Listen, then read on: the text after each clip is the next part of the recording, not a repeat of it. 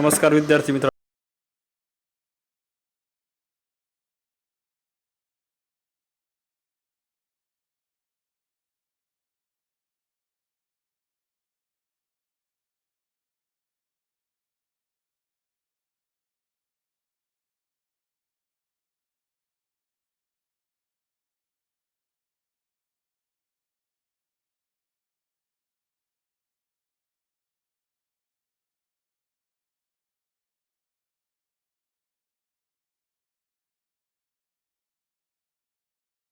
असे म्हणतात।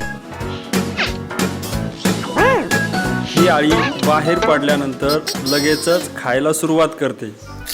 प्रथम ती ज्या अंड्यातून बाहेर आली त्या अंड्याचं टरफल खाऊन टाकते। यानंतर ज्या रुईच्या पानावर ती अंडे होती ते पान सुद्धा ही आळी खाऊन फस्त करते।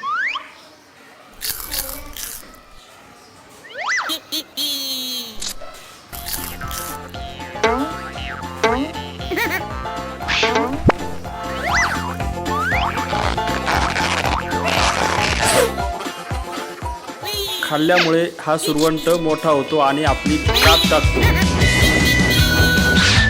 अशा प्रकारे दर 2.5 दिवसानंतर हा सुरवंट आपली कात टाकतो। फुलपाखरू आळी या अवस्थेत म्हणजे सुरवंट म्हणून 11 ते 12 दिवस राहते आणि या 11 ते 12 दिवसामध्ये एकूण 4 वेळा सुरवंट कात टाकतो।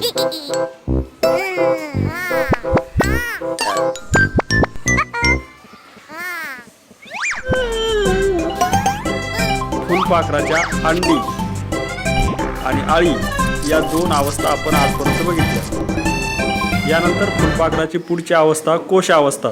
यामध्ये फुलपाखरू स्वतःला झाडाला टांगून घेते आणि स्वतःभोवती रेशमी दोऱ्यासारख्या आवरणाने कोश तयार करते। या अवस्थेला कोश अवस्था असे म्हणतात। या कोश अवस्थेमध्ये फुलपाखरू 11 ते 12 दिवस राहते। या काळात ते काहीही खात नाही।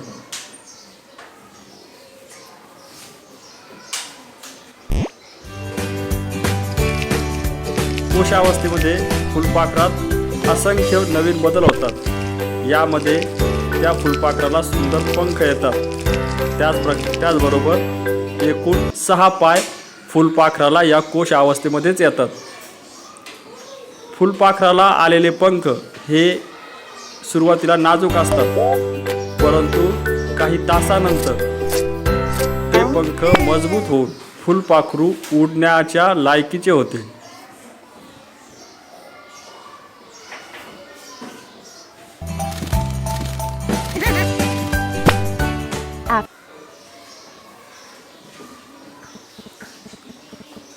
फुलपाखराच्या अशा प्रकारे आपण अंडी, आळी आणि कोश, प्रौढ या अवस्था बघितल्या।